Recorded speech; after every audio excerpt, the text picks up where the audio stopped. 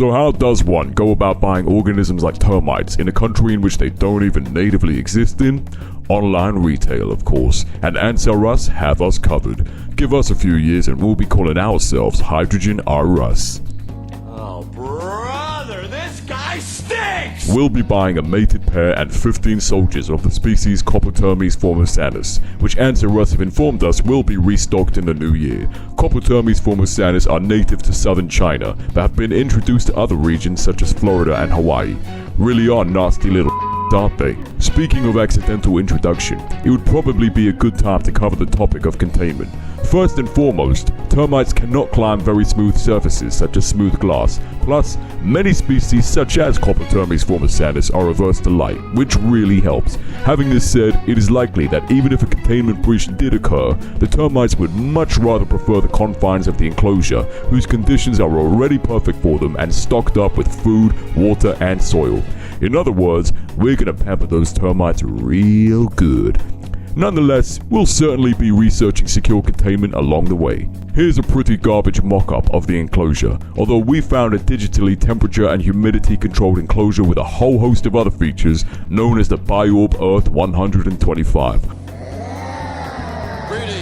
Although it's pretty pricey at almost £1,700, so my co-supervisor is considering cheaper alternatives. We'll also need infrared cameras to monitor the termite population count and the heat emitted on a per termite basis, and at this time we're considering purchasing from a company known as Teledyne FLIR, although we're awaiting confirmation of certain features in the cameras after having reached out to them. Yeah, it would probably be a good time to speak about the alternative line of research if we're either unable to culture termites in the long term, or if the legal factors surrounding large-scale culturing of them prove to be insurmountable. As a backup, we are going to isolate the bacteria from their guts, which are responsible for hydrogen extraction from cellulose. This has been achieved before, with the necessary facility available at the University of Birmingham Biosciences Department, and a method for termite gut bacteria extraction has been established in literature, and maybe there are even more which I haven't found just yet. So yeah, we're covered. We've got our bases covered.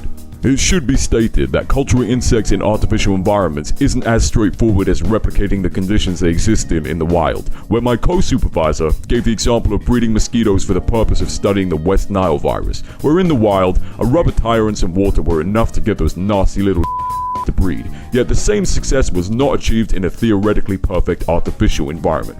He also said that the characteristics of a species bred in captivity can change across generations, for the benefit and/or detriment of the purpose they're bred for. So, in one way or another, this whole study is going to be interesting as hell. So you must be thinking, why even use live termites at all if we can extract the bacteria from their guts, and given the ecological risks of using live termites? Well, primarily because research has found that isolated termite gut bacterial cultures requires expensive pre-treatments for the cellulose substrate to produce any viable amount of hydrogen, which was probably naturally achieved with termite saliva. And that's all for now, folks, and thank you for watching. Have a lovely day.